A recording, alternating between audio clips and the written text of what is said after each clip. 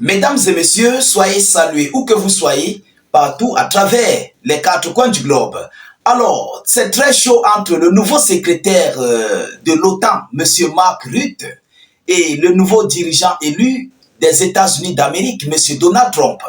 La situation est très chaude et bouillonnante et très brûlante, il faut le dire ainsi, entre ces deux collaborateurs, entre ces deux amis, homologues, tout ce qui s'ensuit.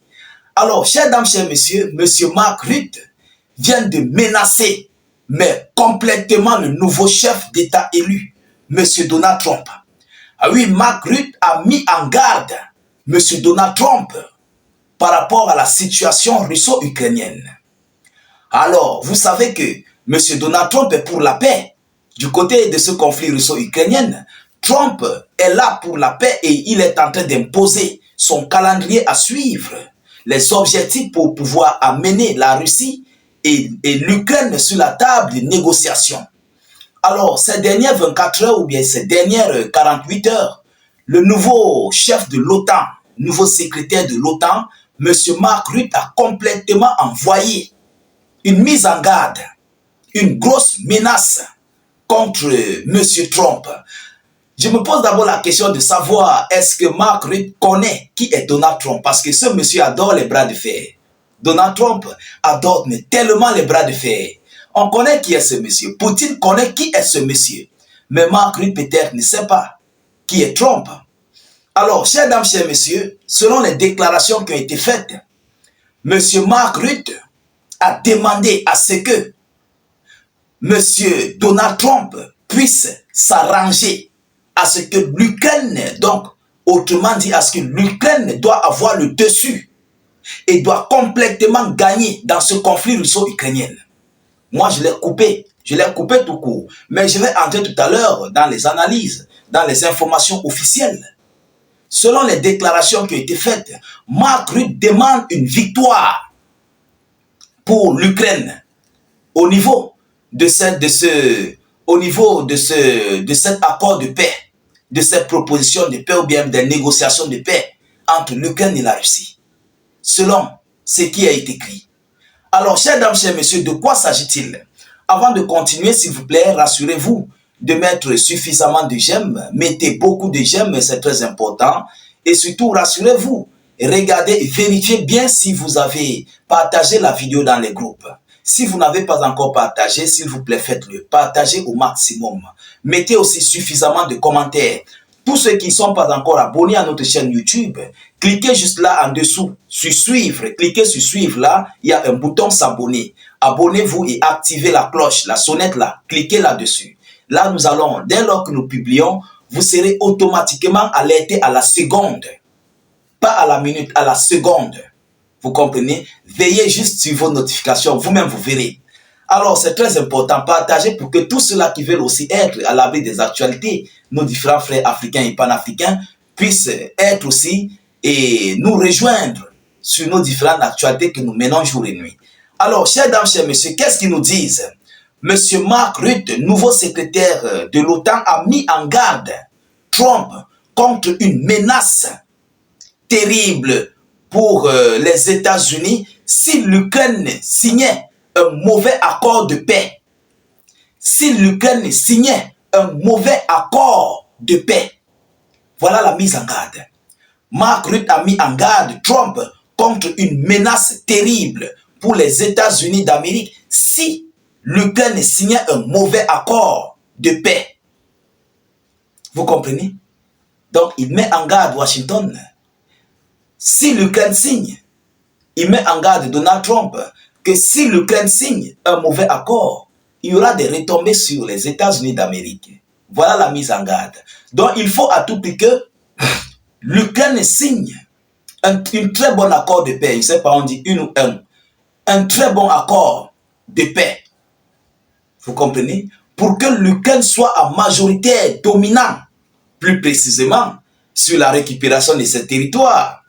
D'abord, c'est ça la première des choses. Et vous savez, la partie de Kursk, c'est une zone stratégique pour l'Ukraine qui va servir dans les échanges. C'est pourquoi vous voyez M. Zelensky ne veut pas lâcher ses partis avant l'arrivée de M. Donald Trump. Et ce sont les conditions qui ont été données par ses maîtres. Vous comprenez? Alors, c'est là que les Otaniens calculent M. Trump. Et vous savez, la Russie aussi n'est pas prête à céder même un seul de ses territoires, même une seule de ses parties, de ses parcelles à l'Ukraine pour des échanges. Jamais. Donc, Vladimir Poutine est aussi concentré là. Il dit, vous allez quitter. Vous allez partir. On va vous retirer de Kursk. En temps, c'est le même Kursk que l'OTAN et l'Ukraine calculent, ils ciblent pour amener des négociations de paix équitables. Vous nous rendez nos terres, on vous rend votre terre. Et puis, le conflit finit. C'est ça leur stratégie. C'est pourquoi M. Mark Rutte met en garde Trump par rapport à cette signature de paix. Parce que pour Donald Trump, il veut limiter au niveau du front actuel. Et donner, je crois, bon, je viendrai avec ces négociations de paix. Il y a un nouveau calendrier qui a été adopté. D'abord, ça s'est fait verbalement, mais il y a eu des retouches. Je viendrai avec des retouches de ces différentes propositions de paix de Donald Trump. Ça a été officiellement publié. Alors, chers dames, chers messieurs, le secrétaire général de l'OTAN, M. Mark Rutte, a rencontré le président élu des États-Unis d'Amérique en Floride. Lors d'une conversation avec le républicain, il a déclaré que si Washington imposait de mauvaises conditions de paix à Kiev, cela apporterait satisfaction à Poutine, Kim Jong-un, Xi Jinping et aussi aux dirigeants iraniens. Vous comprenez? Donc ça va apporter satisfaction à la Corée du Nord, à la Chine, à la Fédération de Russie et à l'Iran. Alors voilà là le bloc soudé. Et c'est un bloc qui fait tellement peur. C'est un bloc que l'OTAN craint, mais réellement pour de vrai. Parce qu'ils savent, ils connaissent qui est ce bloc. C'est un bloc indivisible. C'est un bloc inséparable. Ah oui, c'est un bloc à craindre. Vous comprenez? C'est pourquoi même d'ailleurs, vous voyez, M. Mark Rutte tire la sonnette d'alarme où il menace M. Xi Jinping.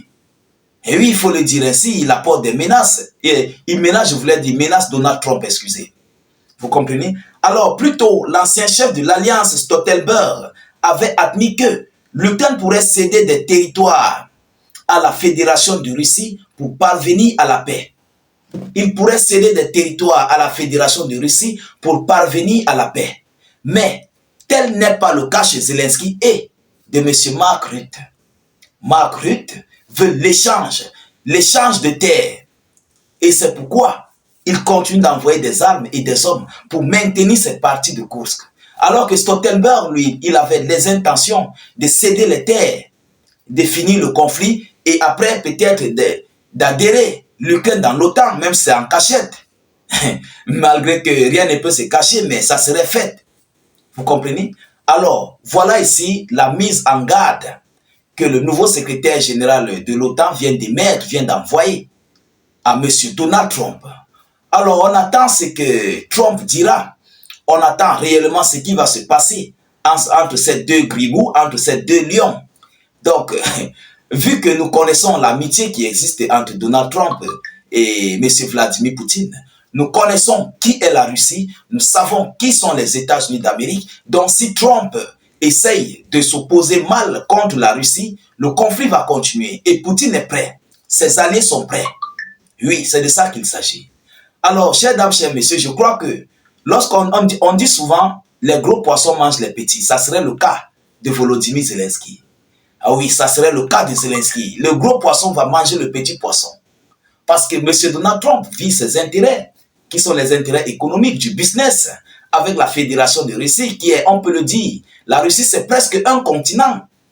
Ah oui, il faut qu'on se dise des vérités. C'est presque un continent. Trump calcule l'argent. Il calcule les affaires. Combien il va gagner seulement sur la Fédération de Russie dans le troc, dans le business, dans l'uranium et tout ce qui s'ensuit, le gaz, tout ça, l'engrais et autres. Combien? Donc, essayez vous-même d'imaginer la suite. Alors, mesdames, mesdemoiselles et messieurs, je ne crois pas que M. Donald Trump va laisser tomber ses avantages sur la Fédération de Russie par rapport à l'Ukraine.